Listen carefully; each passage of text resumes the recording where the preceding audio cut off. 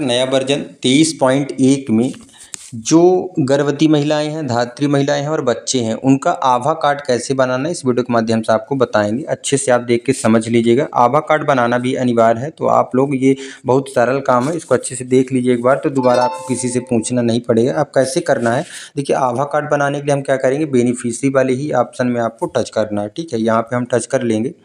उसके बाद जैसे ये प्रेग्नेंट महिला, इसका हमें आभा कार्ड बनाना है, इसको हम टच करेंगे और यहाँ पे आप देखिए, यहाँ पे नाम के बगल में 3 बिंदी आ रही, इसको हम टच कर लेंगे। ठीक है, इसको टच करेंगे और यहाँ पे आप देखिएगा, यहाँ पे क्रिएट आभा का ऑप्शन आ रहा है। ठीक है, इस वाले ऑप्शन को आपको टच कर देना है। उसके बाद ये पहले वाले ऑप्शन को ही आपको टच कर देना है। ये हमने टच कर दिया। उसके बाद यहाँ पे पहले वाले ऑप्शन को ही आपको टच करना है। उसके बाद ये जो बॉक्स बना हुआ है यहाँ पे, तो इसको हम टच कर देंगे तो सही का निशान लग जाएगा और यहाँ पे सबसे नीचे वेरीफाई का ऑप्शन आ रहा है, इसको हम इस तरह से टच कर देंगे। ठीक है, ये देखिए इनका आभा कार्ड बन गया। यहाँ पे इसका आभा नंबर दिया है, ये देख लीजिए। तो इतना बस करना है आपको। आभा कार्ड इस तरह से सभी गर्भवती महिला, सभी धात्री महिला, सभी बच्चों का आपको बनाना है। बड़ा ही सरल है, आप अगर अच्छे से इसको समझ लेंगे तो आपको किसी से पूछने की ज़रूरत नहीं पड़ेगी। तो इस तरह से आपको आभा कार्ड बनाना है। जैसे एक का हो गया, अब मान लीजिए दूसरे का आभा कार्ड बनाना, तो वही बेनिफिशियरी में जाएंगे। जैसे लैक्टेटिंग का मान लीजिए बनाना है, तो हम लैक्टेटिंग वाले ऑप्शन को यहाँ पे हम टच कर लेंगे और नाम के बगल में जो 3 बिंदी है इसको हम टच कर लेंगे और यहाँ पे देखेंगे कि तीसरे नंबर पे क्रिएट आभा का ऑप्शन आ रहा है, इसको टच करेंगे।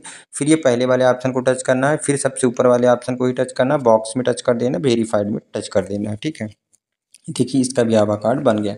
तो इस तरह से आप आभा कार्ड जनरेट कर सकते हैं। ये बड़े सरल तरीके से इसमें आपको हो जाता है। इसमें आपको कोई जानकारी अलग से नहीं दर्ज करनी होती है। ठीक है, तो जैसे एक बच्चे का भी करके बता दे रहे हैं। जैसे मान लीजिए 6 माह से 3 वर्ष से 6 वर्ष का बच्चा है, इसका आभा कार्ड हमें जनरेट करना है। तो हम क्या करेंगे, नाम के बगल में 3 बिंदी को टच करेंगे और यहाँ पे देखेंगे कि 5वें नंबर पे आभा का ऑप्शन आ रहा है, इसको हम टच करेंगे। ठीक है, इसको जब हम टच करेंगे तो यहाँ पे ये कह रहा है कि इसका आधार नंबर अभी अपडेट नहीं है। ठीक है तो ये पेरेंट्स के आधार से बनेगा। ठीक है, तो पेरेंट्स के आधार से बनेगा तो हम क्या करेंगे, यहाँ पे कंटिन्यू वाले ऑप्शन को यहाँ पे हम टच कर देंगे। उसके बाद ये कह रहा है कि आभा कार्ड पेरेंट आधार, मतलब पेरेंट्स के आधार से बनेगा, तो प्रोसीड में टच कर देंगे, पहले वाले ऑप्शन को टच कर देंगे, फिर ये पहले वाले ऑप्शन को ही टच कर देंगे और यहाँ पे हम कंसेंट में टच कर देंगे, टिक लग जाएगा हमारा यहाँ पे इस तरह से।